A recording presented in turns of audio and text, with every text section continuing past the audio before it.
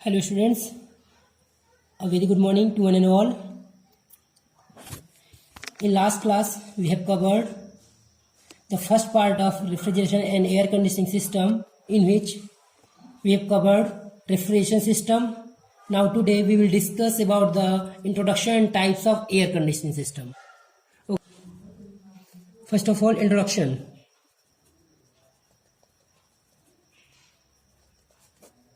It is a similar phenomena as a refrigeration system.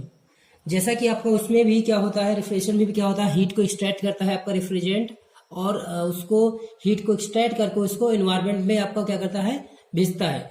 तो same आपका air conditioning में भी यही होता है. ह्यूमन कंफर्ट को बनाए रखने के लिए जो भी आपका मॉइस्चर होती है आपका रूम में, ठीक है ना, मॉइस्चर कंटेंट है या ठीक है ना, तो उन सबको आपका क्या करेगा, आपको ये ग्रेस्प करके इसको क्या करेगा, इन्वायरमेंट में भेजता है. ठीक है ना, दैट मीन्स आपका बाहर इसको भेजता है. ये आपका जो मेन फंक्शन होता है ये होता है किसका, एयर रेफ्रिजरेशन का, सॉरी एयर कंडीशनिंग का. Okay, it involves controlling and maintaining the desired temperature, humidity and direction of flow of air in closed space. क्या बोल रहा हूं, ध्यान दीजिए जरा. It involves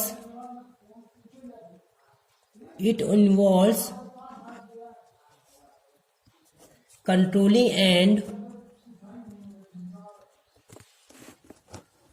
maintaining the desired temperature,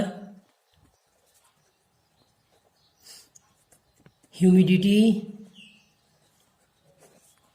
and direction of flow of air in closed space.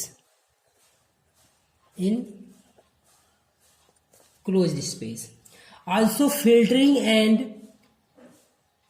Cleaning of air carried out by the air conditioning system. That means आपका उसका filtering करना. अपने सप्लाई एयर ग्रिल में जहां पे आपका AC लगा होता है वहां पे एक सप्लाई एयर ग्रिल रहती है और रिटर्न एयर ग्रिल रहती है. तो वहां पे स्ट्रेनर लगा करके क्या करते हैं, हम इसकी फिल्टरिंग भी करते हैं, तो एयर को क्लीन भी करते हैं. ये भी आपका इसी का फंक्शन होता है. ठीक है ना. Air conditioning does not always mean cooling the air. That means हमेशा आपका एयर कंडीशनिंग मतलब ये नहीं होता है कि आपका हमेशा एयर को आपका कूल करना. ठीक है ना. ड्यूरिंग विंटर, आप जो विंटर सीजन में आते हैं आपका, during winter many places across the world, पूरे आपका वर्ल्ड में आपका देखें कई सारे प्लेस ऐसे हैं जहां पे क्या होता है, टेम्परेचर बहुत कम हो जाता है. At that places temperature becomes very low.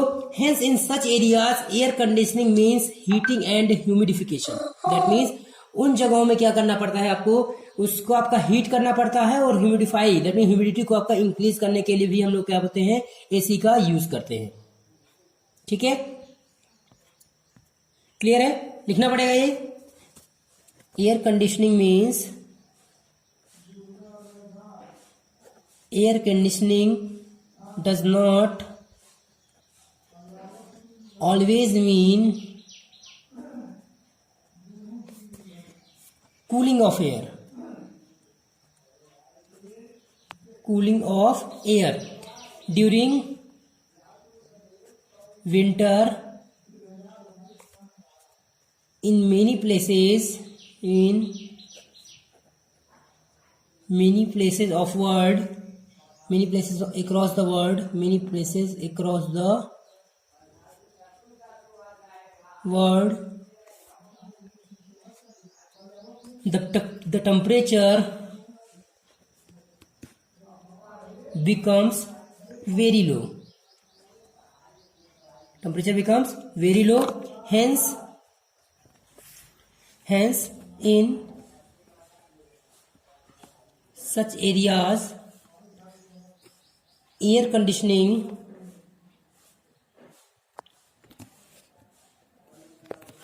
means heating and humidification.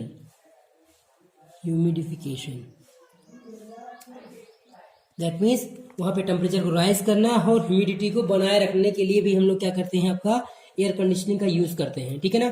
Next आते हैं आपका एप्लीकेशन पर. Application of air conditioning system.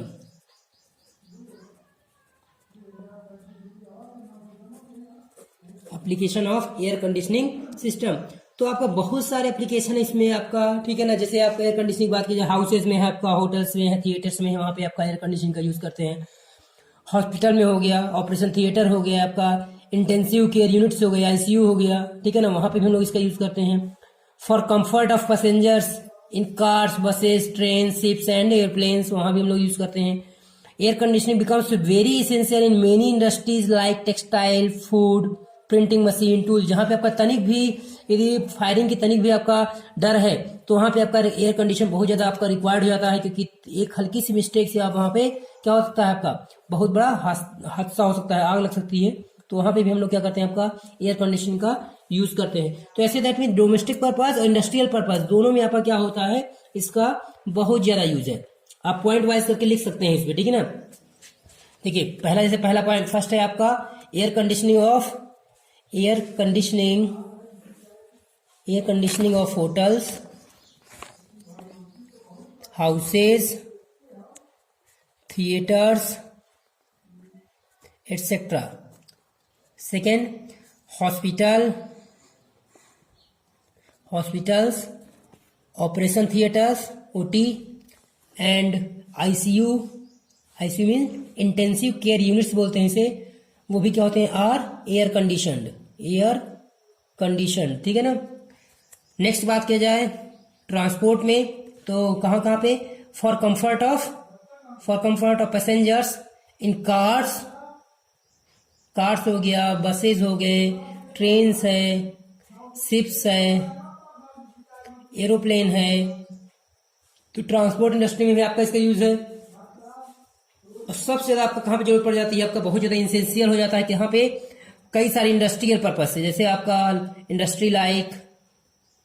Industries like textile industry हो गई, टेक्सटाइल्स, फूड हो गया, प्रिंटिंग हो गया, मशीन टूल हो गए, मशीन टूल इंडस्ट्री। तो इन सब जगह भी क्या है आपका, इसके एप्लीकेशन इसका यूज हम लोग करते हैं, ठीक है। तो बिफोर हम लोग इसके आगे बढ़े उससे पहले हमें टर्मिनोलॉजी के बारे में आपका जरूर पता होना चाहिए, बेसिक टर्म्स जो हमें जनरली यूज होते हैं, ठीक है ना। तो इम्पोर्टेंट टर्मिनोलॉजी आप देख लें एक बार।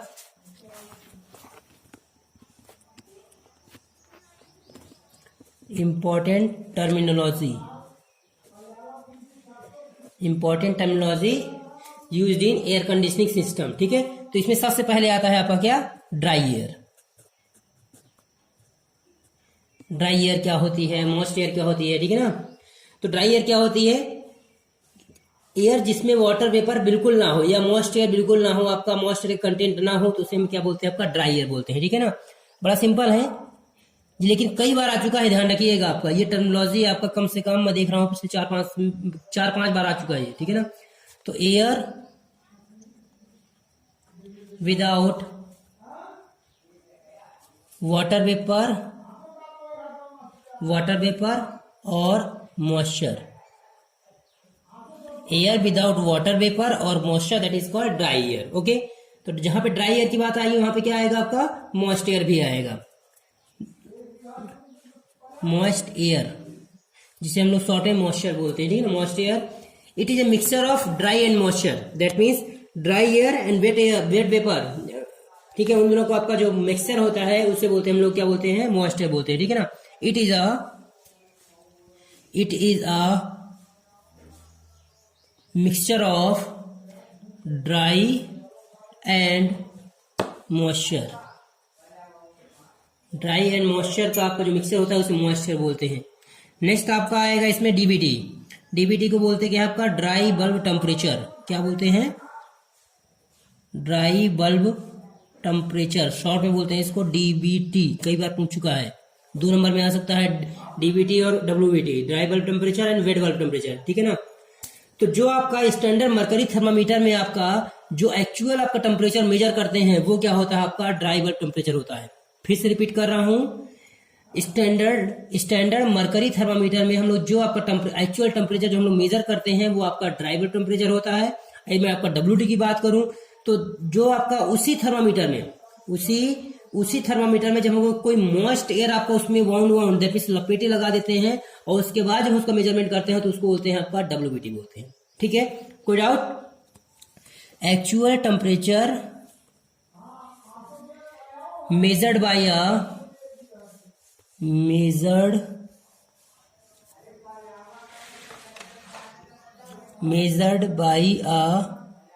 standard mercury thermometer,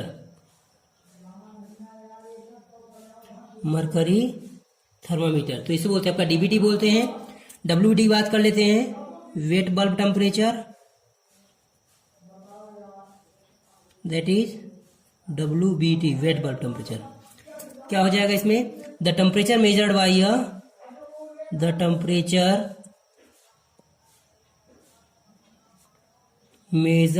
अ मर्करी थर्मामीटर, कब? when the bulb is covered by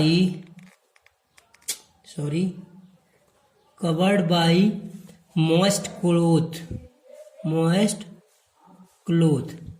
जब किसी गीले कपड़े से आप उसे लपेट देते हैं उस मरकरी थर्मामीटर को, उसके बाद जब हम लोग टेम्परेचर मेजर करते हैं उसको क्या बोलते हैं हम लोग?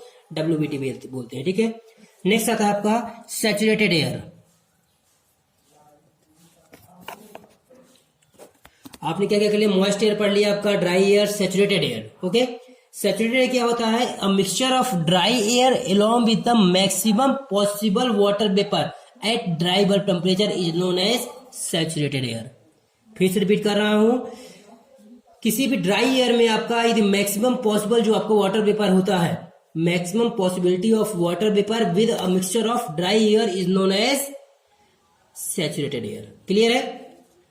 अ mixture of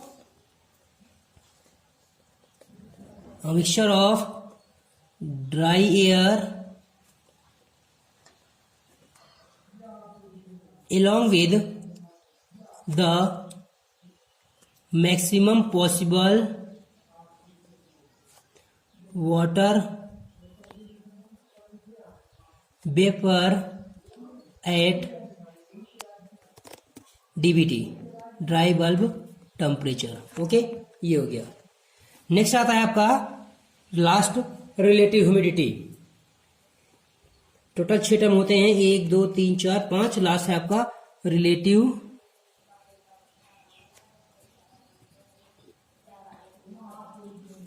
humidity.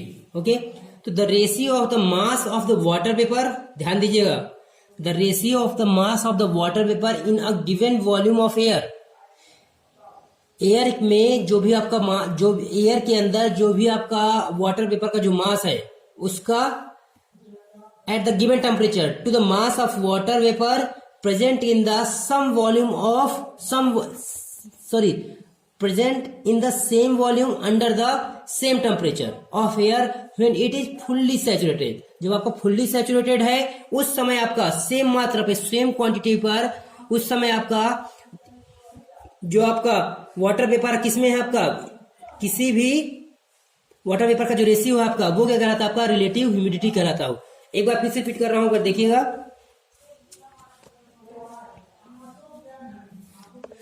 The ratio of the masses या the mass of water vapour in a given volume of air at the given temperature to the mass of water vapor present in the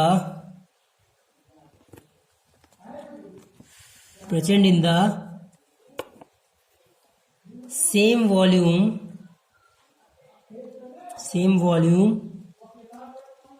under the same temperature under the same temperature of air when it is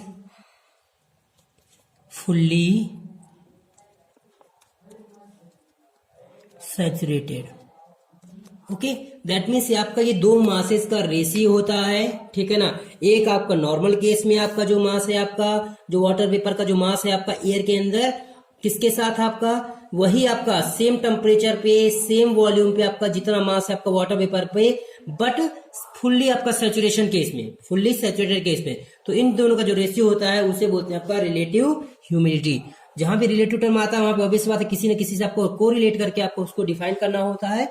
तो यहाँ पे आपका ये आपको clear होना चाहिए। कोई doubt हो बिल्कुल आप पूछ सकते हो, कमेंट सेक्शन में आप पूछिएगा, ठीक है। उस पर आप अब आता है आपका नेक्स्ट टॉपिक आता है इसमें, requirement for comfort air conditioning. ये आपका थ्योरेटिकल टॉपिक है, ये आप इजिली अपने मन से लिख सकते हैं।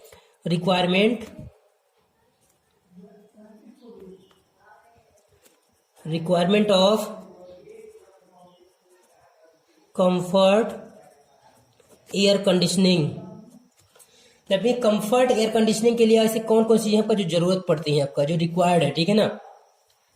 तो बेसिक फिनोमेना तो आपको पता ही है, due to the natural phenomena of body heat disposal by evaporation of moisture from the, that means क्या होता है कि जो स्वेटिंग होती है आपका बॉडी से, जो स्वेटिंग हो रही है, ठीक है ना, ह्यूमन बॉडी से, and inflow of moisture from other sources, और जो बाकी जो आपका कई सारे आपका इलेक्ट्रिकल इक्विपमेंट्स होते हैं, आपका जो घर है, आपकी जरूरत की चीजें हैं आपका, उनसे भी क्या होता है ह्यूमिडिटी आपका अंदर रूम में बढ़ती जाती है, ठीक है ना। तो the increased humidity caused difficulty in disposing the body heat. ये क्या करता है आपका बॉडी हीट को डिस्पोज करने में क्या करता है आपका प्रॉब्लम क्रिएट करता है।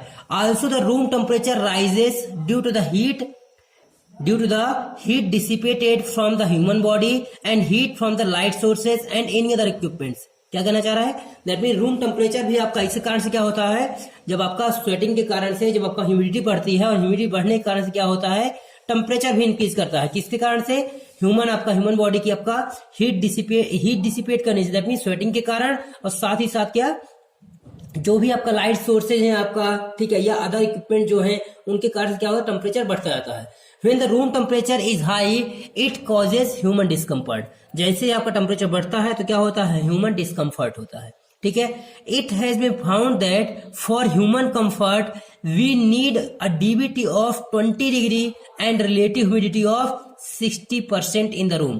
ये आपका पैरामीटर है, इसको आप एक बार जरूर देख लें कि कंफर्ट के लिए आपका जो ड्राई बल्ब टेम्परेचर होना चाहिए उस रूम का, जो डीबीटी होना चाहिए वो कितना होना चाहिए 20 डिग्री होना चाहिए, और जो आपका ह्यूमिडिटी लेवल होना चाहिए, ह्यूमिडिटी का परसेंटेज होना चाहिए वो कितना होना चाहिए आपका 60% होना चाहिए। Okay, any air conditioning system should be able to achieve the above set conditions inside the room. मतलब कोई सा भी आपका एयर कंडीशनिंग सिस्टम है उसको क्या होना चाहिए आपको, वो ये अचीव करना चाहिए। That means dry bulb temperature DBT आपका 20% तक वो आपका ला सके, और दूसरा आपका जो ह्यूमिडिटी आपका परसेंटेज है आपका वो 60% तक ही रहे वहां पे, ठीक है ना। उससे ज्यादा आपका ह्यूमिडिटी है तो आपका वो एसी आपका सही वर्क नहीं कर रहा है। ओके, क्लियर है। Hence the air condition should be supply enough quantity of fresh air called ventilation। That means क्या होना चाहिए, एसी एक सफिशिएंट मात्रा, एक प्रचुर मात्रा आपका एयर की सप्लाई करना चाहिए, जिसे हम लोग वेंटिलेशन एयर बोलते हैं, ताकि हमें ऑक्सीजन की रिक्वायरमेंट आपका ज्यादा से ज्यादा हो सके, और जो भी आपका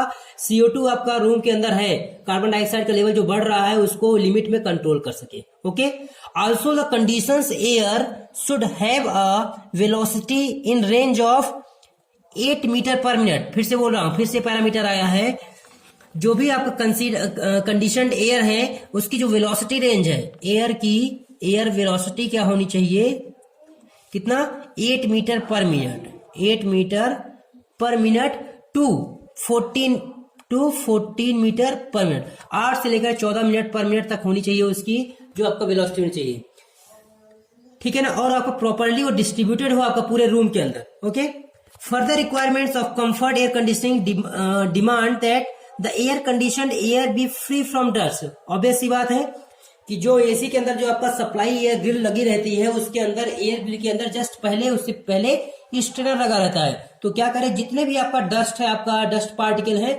उनको क्या करे आपका स्ट्रेन कर सके, सॉरी रिमूव कर सके, ठीक है। तो आपका जितने भी डस्ट पार्टिकल है या बैक्टीरिया है, ठीक है, ऑडोर एंड जो भी टॉक्सिक गैसेज हैं, टॉक्सिक रिएजेंट है, उनको सब क्या करे आपका रिमूव कर सके, ठीक है। तो ये आपका ह्यूमन कंफर्ट के लिए आपका जो भी आपका रिक्वायरमेंट्स है वो होती है, ठीक है। नेक्स्ट हम लोग बात करेंगे आपका जो मेन टॉपिक है आपका यहाँ पे, एक तो देखो जो पूछा जाता है, एक आपका टर्मिनोलॉजी पूछी जाती है इसमें, और दूसरा जो पूछा जाता है आपका types of air conditioning system पूछा जाता है, ओके।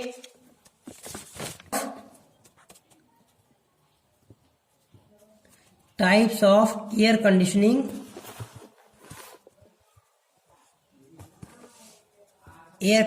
सिस्टम, ठीक है। तो ये बेसिकली आपका ये 4 पार्ट है, इसके 4 टाइप्स हैं। पहला आपका first window air conditioning, window AC. Second split air conditioning. Third centralize AC, central AC. And fourth is thermo electric cooling, thermo electric cooling, ठीक है। ये 4 हैं आपका, लेकिन बेसिकली आपके 2 ही आते हैं, आपके जो सिलेबस है आपका 2 ही पूछे जाते हैं कि विंडो एसी और स्प्लिट एसी क्या होती है, या फिर इन दोनों में डिफरेंस क्या है, ठीक है ना। तो 1 बाय 1 चलेंगे, ठीक है ना। विंडो एसी के बारे में बात कर लेते हैं सबसे पहले।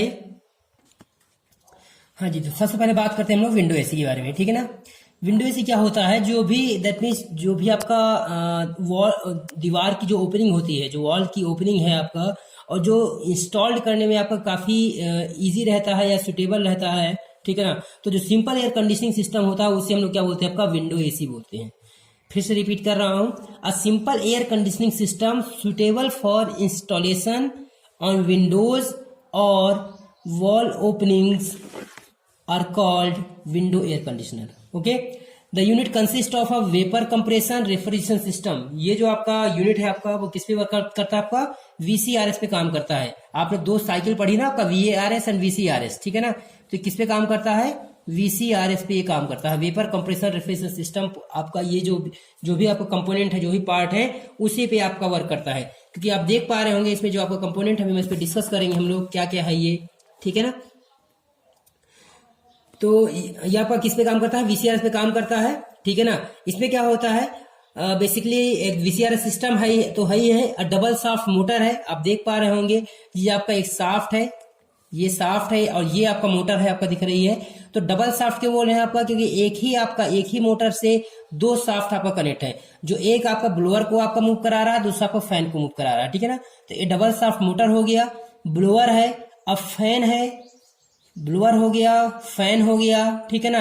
एयर फिल्टर हो गया, यहाँ पे आपका देख पा रहे हो ये एयर फिल्टर लगा हुआ है, एयर फिल्टर हो गया। सप्लाई एयर ग्रिल है, सप्लाई एयर ग्रिल है, ठीक है ना।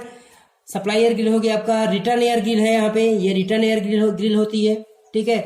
फ्रेश एयर डैम्पर होता है, ठीक है। ड्रेन ट्रे होती है, जो कि ड्रेन ट्रे दैट मीन्स जहां से हम लोग आपका यहाँ पे देख पा रहे होंगे, जैसे यहाँ पे दिखाया गया है ड्रेन ट्रे आपका, यहाँ पे जहां से आपका दैट मीन्स जो कंप्रेसर से आपका जो आपका वाटर आपका वहां से नीचे से गिरता रहता है, उसको हम लोग क्या बोलते हैं, आपका drain tray, okay. And control panel होता है, and this is the control panel, ठीक है। तो ये कुछ आपका यूनिट से कौन कौन से, फिर से बोला कंपोनेंट कौन कौन से हैं। First of all vapour compression refrigeration system हो गया, VCRS। तो VCRS में क्या क्या होता था, याद करो जरा। सबसे पहले कंप्रेसर, ठीक है। कंप्रेसर के बाद आपका क्या हो गया, कंप्रेसर हो गया। कंप्रेसर के बाद क्या होता था उसमें, कंप्रेसर हो गया, एक्सपेंशन हो गया, ठीक है, इवेपोरेटर हो गया, ठीक है ना। Compressor, condenser, expansion valve and last one, फिर से compressor, condenser, expansion valve and evaporator, जहां पे मेन आपको कूलिंग इफेक्ट मिलता था, डिजायर्ड इफेक्ट मिलता था। तो ये तो आपका VCRS तो रहेगा ही रहेगा। उसके अलावा डबल शाफ्ट मोटर हो गई, ब्लोअर हो गया, फैन हो गया, एयर फिल्टर हो गया, सप्लाई एयर ग्रिल हो गई, रिटर्न एयर ग्रिल हो गई, फ्रेश एयर डैम्पर हो गया, ड्रेन ट्रे हो गई एंड कंट्रोल पैनल हो गया। तो ये आपका बेसिक आपका कंपोनेंट्स है जो इसमें एग्जिस्ट करते हैं, ओके। इसका प्रोसीजर आप देख लेते हैं, ठीक है, कैसे कैसे आपका ये वर्क करता है, okay. The blower sucks the warm air. आप देख रहे होंगे आपका ये आपका दैट मीन्स इधर आपका ये रूम है, समझ लीजिए ये आपका रूम है, ठीक है ना। यहाँ पे ये आपका वॉल के आपका ये आउटलेट साइड है, आपका ये आपका रूम के इनलेट साइड है। ओके, तो क्या करता है, blower sucks the warm air, जो आपका वार्म एयर आपका यहाँ से जो आपका अंदर जाएगी, क्या करता है उसको ब्लोअर क्या करता है, ये ब्लोअर आपका जब ये शाफ्ट, जब मोटर आपका रोटेट करेगी तो ये शाफ्ट रोटेट करेगा, तो इसके साथ ये ब्लोअर भी मूव करेगा और ये तो ये फैन भी मूव करेगा। ये 4 नंबर और 6 नंबर मैंने दे रखा है, आप देख सकते हैं नॉमेनक्लेचर। 1 नंबर क्या है आपका, फर्स्ट नंबर पे आपका यहाँ पे देख पा रहे होंगे कंप्रेसर है, दिस वन इज कंप्रेसर हो गया। सेकंड है आपका कंडेंसर हो गया, ये जो आपका दिख रहा है आपका कंडेंसर वाला पार्ट है। थर्ड है आपका expansion valve, this one is expansion या थ्रॉटलिंग वाल्व हो गया। फोर्थ क्या आपका ब्लोअर है, ये आपका ब्लोअर हो गया। 5th नंबर पे आपका ये मोटर है जो दोनों को आपका चलाएगी, मूव करा रही है, मोटर हो गया। 6th नंबर पे आपका फैन है। 7th नंबर पे आपका सप्लाई एयर ग्रिल, ये आपका सप्लाई एयर ग्रिल हो गई। ये थोड़ा सा गलत है आपका, ये रिटर्न एयर ग्रिल होनी चाहिए मेरे ख्याल से, ठीक है ना। तो सप्लाई एयर ग्रिल हो गई आपका, यहाँ पे रिटर्न एयर ग्रिल हो जाएगी आपका, ठीक है। एक्चुअली ये अपने समझने की बात है कि हमें जो आपका कंफर्ट एयर जो हमें भेजता है, हो सकता है आप चाहो तो उसे सप्लाई एयर ग्रिल बोल सकते हैं, ठीक है। जो सक कर रहा है आपका वो आपका रिटर्न एयर ग्रिल हो जाएगा, ठीक है ना। बट होनी चाहिए मेरे ख्याल से सप्लाई एयर ग्रिल आपका यहाँ होनी चाहिए और रिटर्न एयर ग्रिल आपका यहाँ पे आएगी, ठीक है ना। 8th नंबर पे आपका कंट्रोल पैनल है, दैट मीन जहाँ पे नॉब लगा रहता था पहले, जो पुरानी एसी आती थी वहां पे आपका रेगुलेट करने के लिए नॉब लगा रहता है, उससे आप घुमा करके उसको टेम्परेचर और ह्यूमिडिटी का लेवल आपका वेरी कर सकते थे आपका इस दैट मीन्स इस नॉब से, ठीक है। बट अब क्या है आपका, अब तो रिमोट सिस्टम हो गया है, रिमोट से आप जितना आपका ह्यूमिडिटी चाहते हो, ठीक है। जो फैन का that means direction of flow, आप जिधर आपका जिधर भी कूल्ड एयर चाहिए आपका उधर उसको ब्लेड आप मोड़ सकते हैं, ठीक है ना। ग्रिल को आप मोड़ करके तो भी आपका कंफर्ट एयर की डायरेक्शन को आप चेंज कर सकते हैं, टेम्परेचर डाउन कर सकते हैं, ह्यूमिडिटी लेवल कंट्रोल कर सकते हैं। तो ये सारी चीजें क्या होता है आपका, ये कंट्रोल पैनल के थ्रू ही होती है, ठीक है। तो ये आपका बेसिक कंपोनेंट्स है। स्टार्ट करते हैं इसकी वर्किंग। क्या होगा, the blower sucks the warm air, यहां से क्या होगा आपका वार्म एयर को ब्लोअर सक करता है फ्रॉम द रूम, यहां पर रूम से, थ्रू द एयर फिल्टर, जो आपका एयर फिल्टर लगा हुआ है उसके थ्रू, ठीक है। एंड द इवेपोरेटर और कूलिंग कॉइल, जो यहाँ पे आपका इवेपोरेटर लगा हुआ है, यहां से सक किया आपका स्ट्रेनर के थ्रू आपका अंदर जाएगी एयर, तो जो आपका इवेपोरेटर यहाँ पे लगा हुआ है ये क्या करेगा, यहाँ पे क्या करेगा, ये यहाँ पे इसको डिह्यूमिडिफाई करेगा, दैट मीन्स आपका क्या करेगा, इसकी हीट को आपका ये एब्जॉर्ब करेगा, और जो यहाँ पे चिल्ड रेफ्रिजरेंट रहता है वो क्या करेगा, इस आपका इस वार्म एयर को क्या करेगा आपका, इसको ये कूल करेगा, और कूल करके आपका यहाँ पे जो आपका रिटर्न एयर ग्रिल के थ्रू ये जो आपका ओपनिंग पैसेज यहाँ पे दिया रहता है, ये जो आपका ये पैसेज रहता है आप देखे होंगे इसी में, जो यहाँ से क्या होगा, इस एयर को यहाँ पे ये वापस भेज देता है। ओके, ये काम किसका होता है, इवेपोरेटर को होता है। Okay, the moisture condensed out when the inlet air passed over the evaporator, क्या होता है, the moisture condensed out, moisture क्या होती है, कंडेंस होती है, क्योंकि आपका जैसे ही चिल्ड रेफ्रिजरेंट इसके कांटेक्ट में आपका यहाँ पे हॉट एयर आएगी, वार्म एयर आएगी, तो क्या हो जाएगी, कंडेंस हो जाती है, ठीक है ना। क्लियर हो रहा है, हाँ जी। तो क्या हुआ आपका, यहाँ से जो आपका दैट मीन्स वार्म एयर आएगी, यहाँ पे जो चिल्ड रेफ्रिजरेंट आपका, एक्चुअली ये साइकिल आपका रेफ्रिजरेंट आपका यहाँ से इस तरह से फ्लो होता रहता है, ठीक है ना। तो जो चिल्ड रेफ्रिजरेंट रहता है वो इस हीट को एक्सट्रैक्ट करता है, इसको कूलिंग इफेक्ट प्रोवाइड करेगा, और कंडेंस होके क्या होगा आपका, ये आगे यहाँ से एयर क्या होगी, कूल्ड एयर आपका यहाँ से आपका निकल जाएगी, और जो रेफ्रिजरेंट है आपका वो अपना फेस चेंज करके दैट मीन आपका कंडेंस होकर के आपका वेट वेपर फॉर्म में ये आगे बढ़ जाएगा। कहाँ पहुंचेगा आपका, ये कहाँ पहुंचेगा, फर्स्ट वन क्या है आपका, कंप्रेसर, ठीक है। तो कंप्रेसर में क्या होता है, क्या होगा, इसको कंप्रेस करेगा, जब कंप्रेस होगी आपका, कंप्रेस होने के साथ साथ जो आपका आउटडोर एयर है आपका, यहाँ से भी आपका सप्लाई आपका यहाँ से इसको होती रहती है, ठीक है। तो ये क्या करेगा, यहाँ से साइड में आप देखते रहते हैं ना, आपका एसी के बाहर जो है क्या है, साइड में ओपनिंग पैसेज बने रहते हैं, जिसे हम लोग लूअर बोलते हैं, ठीक है, LOUVER, या आउटडोर एयर बोल सकते हो आप। तो यहाँ से क्या हुआ आपका, यहाँ से भी एयर आपका अंदर आती रहती है, इधर भी है, इधर भी आप देख पा रहे होंगे। तो यहाँ से कंप्रेसर में क्या होगा आपका, कंप्रेस होगा तो ऑब्वियस सी बात है क्या होगा, प्रेशर आपका बढ़ेगा, प्रेशर बढ़ेगा तो टेम्परेचर बढ़ेगा। ओके, तो ये फिर आगे बढ़ा, आगे कहाँ जाएगा, ये कंडेंसर में फिर से क्या होगा, ऑब्वियस सी बात है, कंडेंसर क्या करेगा, आपको कंडेंस करेगा, ठीक है ना। जो वेट वेपर फॉर्म है आपका उसको क्या करेगा, ये लिक्विड में कन्वर्ट करता है, क्या करेगा, लिक्विड में कन्वर्ट करता है। क्लियर है, लिक्विड में कन्वर्ट करेगा। इसी कारण से क्या होता है कि बाहर यहाँ पे आप नीचे एक बकेट रख देते हैं, जिससे क्या होता है, जो छोटी छोटी ड्रॉपलेट आपका यहाँ पे गिरती रहती हैं बाहर, रूम के बाहर, वो क्या वहां से आपको वाटर कलेक्ट हो जाता है, ठीक है ना। तो यहाँ से क्या होगा, इसको कंडेंस करेगा, कंडेंस करने के बाद अब इसको फेज चेंज होगा आपका, जो वेट वेपर फॉर्म में था वो क्या होगा आपका हाई टेम्परेचर हाई प्रेशर जो था आपका वो क्या होगा आपका कंडेंस होकर के क्या हो जाएगा यहाँ पे क्या करेगा आपका कुछ लिक्विड फॉर्म लेगा। उसके बाद क्या होगा यहाँ से कहाँ जाएगा, यहाँ से कुछ कूल्ड होगा, ऑब्वियस सी बात है, कंडेंसर में क्या होगा कूल होगा। फिर आगे यहाँ क्योंकि फैन जो है आपका उसको क्या करेगा कंडेंस करने में हेल्प करेगा। उसके बाद फिर आगे बढ़े कहाँ जाएगा आपका थ्रॉटलिंग वाल्व यानी कि एक्सपेंशन वाल्व में पहुंचेगा, जहां पे सडन प्रेशर ड्रॉप होता है। जब कैपिलरी ट्यूब के थ्रू आपका क्या होगा सडन प्रेशर ड्रॉप होगा, और जब प्रेशर ड्रॉप होगा तो ऑब्वियस सी बात है टेम्परेचर भी सडन डिक्रीज करता है। प्रेशर जब डिक्रीज करेगा तो रेफ्रिजरेंट क्या होगा यहाँ पे बिल्कुल चिल्ड हो जाता है। यहाँ से चिल्ड होकर के क्या हुआ आपका यहाँ पहुंचा, ठीक है। तो जैसे यहाँ पे आपका चिल्ड रेफ्रिजरेंट आपका आएगा तो फिर से क्या होगी यहाँ से रूम की वार्म एयर आपका यहाँ पे आएगी। इसकी हीट को क्या करेगा ये चिल्ड एयर क्या करेगा एक्सट्रैक्ट करे। जैसे ही आपका हीट यहाँ पे आएगी, जब हीट को एक्सट्रैक्ट करेगा तो ऑब्वियस सी बात क्या करेगा जो इवेपोरेटर क्या करेगा इवेपोरेट करेगा, उसको क्या करेगा किसमें वेपर फॉर्म में कन्वर्ट कर देगा। जो आपका यहाँ पे कंडेंस होकर के लिक्विड फॉर्म में आया था क्या हुआ उसको फिर से वेपर फॉर्म में कन्वर्ट कर देगा, और इस साइड कन्वर्ट करके क्या करेगा कूल्ड एयर क्या होगा इस यहाँ से ड्रेन आउट कर लिया जाएगा। जो साइड में पैसेज दिया रहता है ओपनिंग पैसेज वहां से बाहर आ जाता है, ठीक है, with the help of blower, ठीक है, सब भी करता है उसको बाहर भेजता है, ठीक है। तो इस तरह से आपका ये साइकिल कंप्लीट हो जाती है किसकी विंडो एसी के लिए। ओके, नेक्स्ट बात करते हैं हम लोग किस पे स्प्लिट एसी के लिए। किस पे स्प्लिट एसी। एक चीज और, window air conditioner usually operate on 230 volt, 230 volt आपका इसको सप्लाई चाहिए। सिंगल फेज एसी सप्लाई में आपका हम लोग इसको रन कराते हैं। और जो क्या बोलते हैं अवेलेबल जो कूलिंग कैपेसिटी रेंज है आपको जो मार्केट में अवेलेबल है कितना है 0.5 TR से लेकर के 3 TR तो पता है ना आपको, रेफ्रिजरेशन की आपका ये यूनिट होती है टन ऑफ रेफ्रिजरेशन, ठीक है ना।